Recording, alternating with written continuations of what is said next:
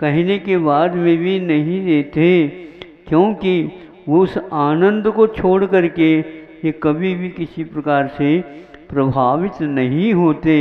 वह आनंद उनको उपलब्ध हो गया है आज, और वह अब किसी भी प्रकार से उसको छोड़ने के लिए वो तैयार नहीं होंगे। आहार मिले या न मिले, अंतराय हो जाए न हो जाए, इनका आहार तो रात दिन ज्ञानामृत रत्नत्रय की आराधना चालू हो चुकी है। असंख्यात गुणी कर्म की निर्जरा होना प्रारंभ हो चुकी है। आप लोग सब कुछ छोड़ सकते हो, लेकिन अपनत्व नहीं छोड़ सकते हो। बहुत कठिन गांठ है, इसको खोलना बहुत कठिन है।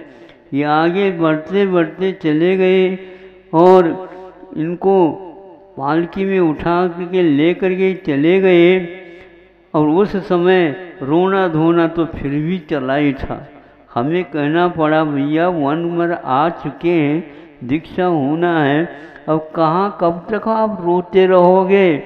ये रोने के इतिहास को अब देख लो जाति स्मरण इत्यादि के माध्यम से, कभी भी रोना आएगा नहीं। हम किसके लिए। मैं एक पूछना चाहता हूँ आप लोगों से, कोई व्यक्ति का, आपके परिवार का वो अवसान हो जाता है तो घेर करके रोना आना चालू हो जाता है, और 13वीं होने के उपरांत भी ये चलता रहता है। हम पूछना ये चाहते हैं, इस प्रकार उनके प्रति आपके दया है, करुणा है, लगन है, उसको ऐसा करना चाहते थे, उनका उद्धार नहीं हुआ आदि, किंतु वह व्यक्ति कभी भी आपके जीवन में आकर के कहता है कि मैं वहाँ पर रह रहा हूँ, और आप आंखें इतनी बड़ी बड़ी कर रही हैं, काहे से, क्यों, इतने जो है आंसू बहा रहे हैं। वह व्यक्ति, उसके पास आंसू नहीं है, क्या आंसू है, व्यस्त हो गया वो। इस प्रकार के व्यवहार, इस प्रकार के परिवार लाखों ने, करोड़ों ने, असंख्यात ने, अनंत बार हो चुका है। फिर भी आप लोगों का इरादा वही है। आप लोगों को हमें डिंडोरे नहीं छोड़ना है, छोड़ना हुआ हमारा है ही नहीं, लेकिन आप ऐसा नहीं कह सकते। बोलो, जो बोल रहे थे ना कि अब अभी मत जाने दो, अभी मत जाने दो, पंछी को मत न उड़ने दो। आप तो पैर वाले, पंछी तो पंख वाला है, उड़ गया वो, कोई पकड़ रहा हो तो पकड़ लो, चिकित्सा कर लो, कुछ नहीं कर सकोगे, उनको कोई भी पकड़ नहीं सकता। उनके तो अपने अंदर में मन हो चुका है, जो अनेक प्रकार की कल्पना करता रहता है, आज से उसका मौन हो गया है। ऐसे संस्कार उसके अंदर आ गए, वह किसी भी प्रकार से मन के वशीभूत नहीं होगा। संसार डूब रहा है मन के वशीभूत होने से। इतना ही नहीं, दूसरे के मन को वशीभूत करने के लिए, दूसरे के व्यक्तित्व को प्रभावित करने के लिए अनेक प्रकार के वह कल्पना करता रहता है, योजना बनाता रहता है, ताकि ये मेरे अंडर में रहे। अरे मन के अंडर में जो रहता है वह सबसे ज़्यादा पाप करता है, और जो मन को जो जीतता है उससे बढ़ करके किसी के पास क्षमता रहती नहीं।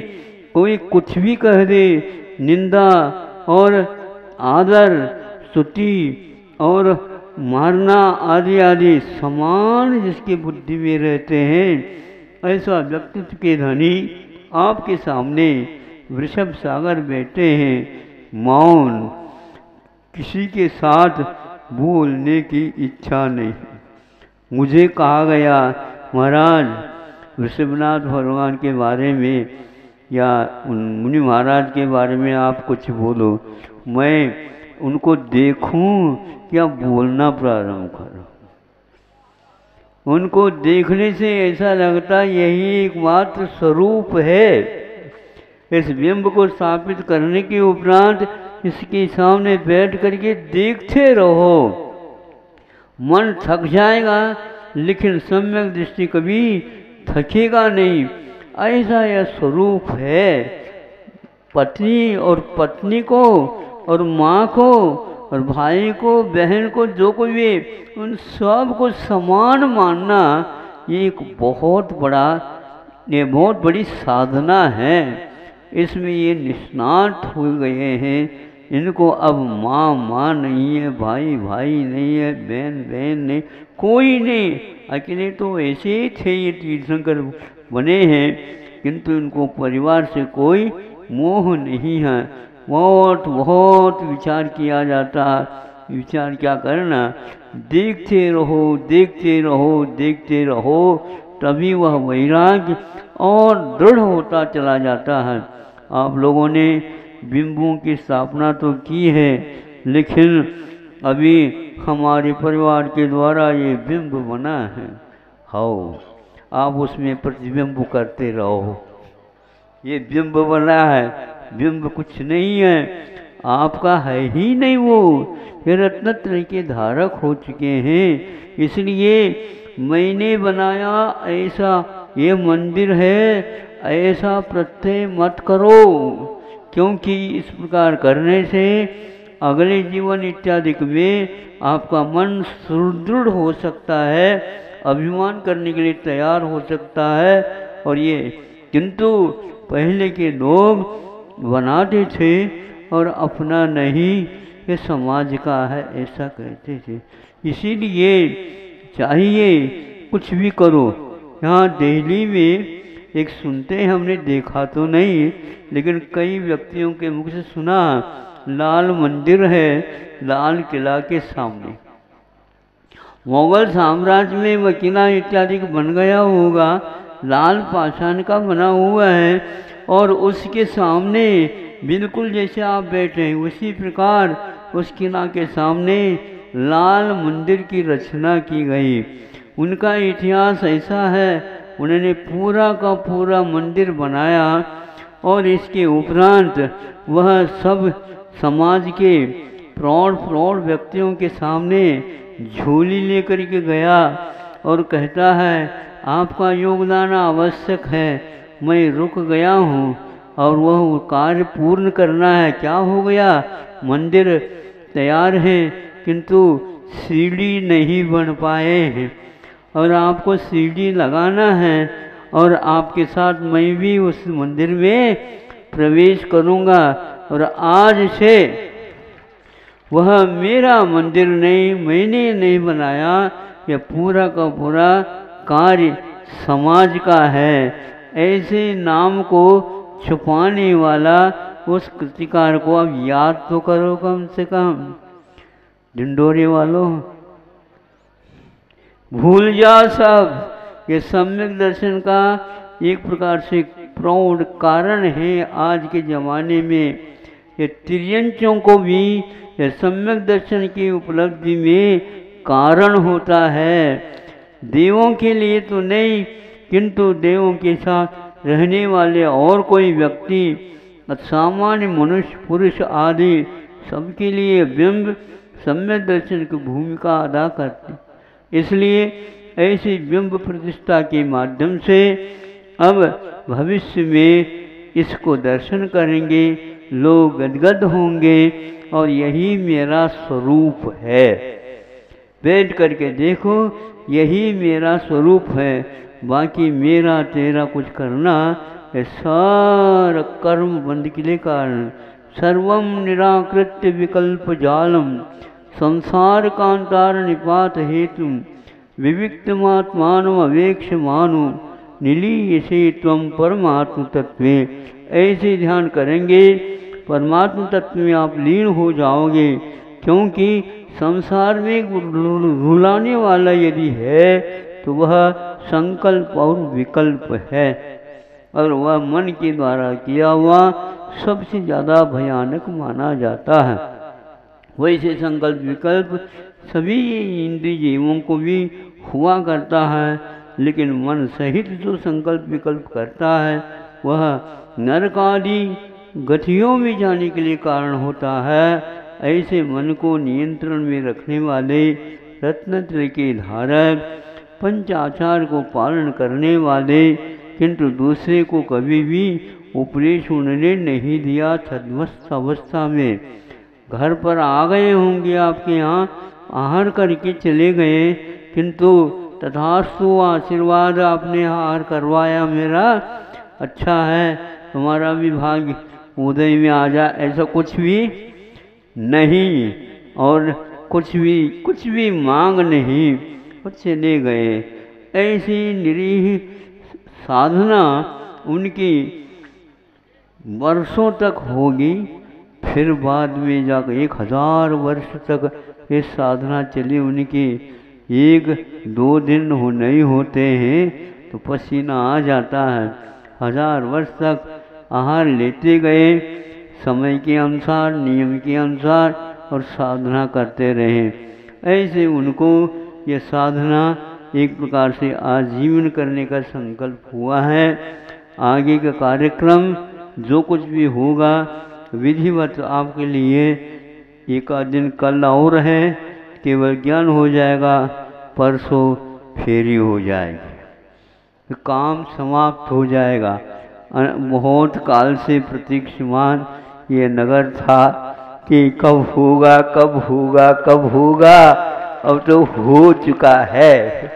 एक आध दिन की बाकी है, बाकी सब ठीक है। यह स्वप्नवत कार्यक्रम हो गया है, तो इसके माध्यम से और स्मरण में रख करके आप अपनी कर्म निर्जरा शेष जीवन में करते जाओ, और इस प्रकार करने से ही वह बंधे हुए कर्म गलने वाले हैं।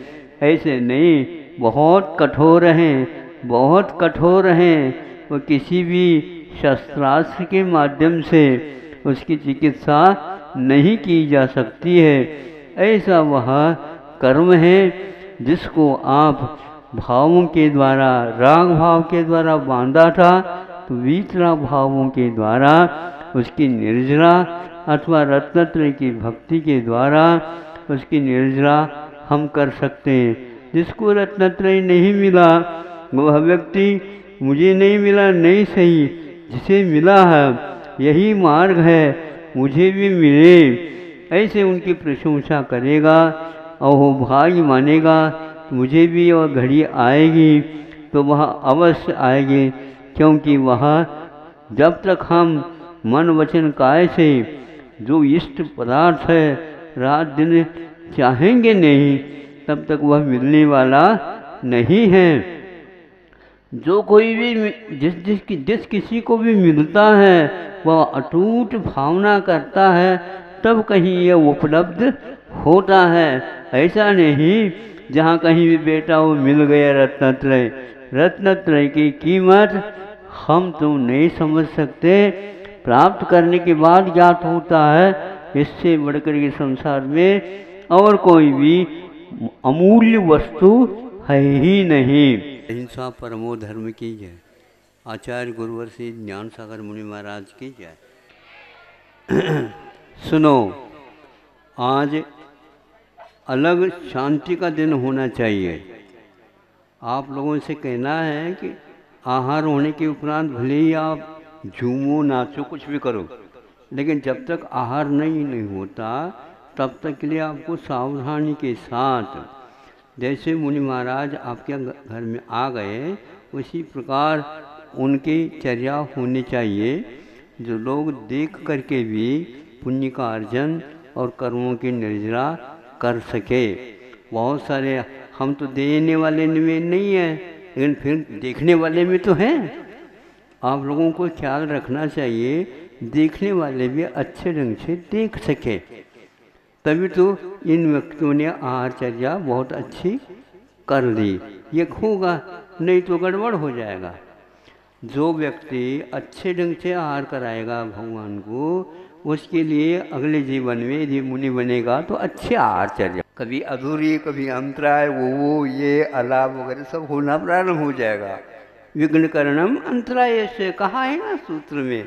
हाँ, तो अंतराय में किसी प्रकार से भी अंतराय नहीं करना चाहिए, बुद्धिपूर्वक। इस प्रकार सावधानी के साथ आप करेंगे। अब भगवान जो बनने वाले हैं केवल ज्ञान उन्हें होना निश्चित है, तो आहार की क्या आवश्यकता है, ऐसे पूछने वाले पूछ सकते हैं।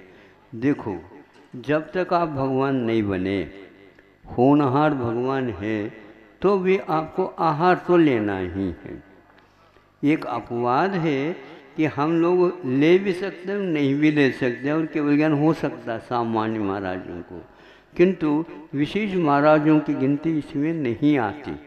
वो विशेष हैं, उनको तो आहार के लिए उठना ही है। ऐसा है, यह आगम्य सिद्धांत में देखा हुआ। इसलिए उनका आहार जो है होता है, वह भी सामान्य मुनि महाराज के अनुसार ही भूख लगने से, क्षुधा लगने से ही होता है। ये हमेशा ध्यान रखना। वो किसी उपचार से दिखाने के लिए, कोई सिखाने के लिए नहीं। यदि सिखाते तो वह पूजन आदि भी सिखाते, सबको नहीं सिखाया। इसलिए आहार दान देने की बात और लेने की बात पूर्व में उन्होंने कोई संकेत नहीं दिए हैं। ऐसी साधना करने वाले हैं, आपके यहाँ आएंगे, उनको भी आपके द्वारा बनाया हुआ नवदा भक्ति पूर्वक दिया हुआ आहार एक प्रकार से आप लोगों के असंख्यात कर्मों की निर्जरा के लिए कारण इसलिए होती है। इसके बिना, आप आहार दिए बिना उनको केवल ज्ञान होगा ही नहीं। 1 साल तक बाहुबली खड़े रहे, ये वो क्या हुआ? वो तीर्थंकर थे कहाँ? सामान्यों में विशेष मुनि महाराज हैं, ये मुनि महाराज हुए नहीं, ये एक प्रकार से तीर्थंकर हैं। इसलिए इनको उठना अनिवार्य है। इसलिए औदारिक शरीर के साथ भोजन करना अनिवार्य है। आप लोगों का आहार दिया हुआ आहार उनके केवल ज्ञान में कारण है, ये विश्वास करिए। कितनी है आमदनी बताओ? होलसेल दुकान से भी आगे होलसेल हो गया ये। और ये ध्यान रखना, इसका हिस्सा और किसी को नहीं मिलेगा। जो दान देता मन से, वचन से, काय से, उसी को मिलेगा। और तुम्हारे हिस्सा में से तो कुछ उनको बढ़ जाएगा, ऐसा भी नहीं है। आपको तो पूरा ही मिलेगा, किंतु विधि पूर्वक दोगे तो विधि पूर्वक ही आपको वेतन वह मिलेगा। सोच विचार कर लो। हाँ, और इसमें कारित और अनुमोदन में एक प्रकार से बंदर है, कुक्कुट है, और न्योला भी है।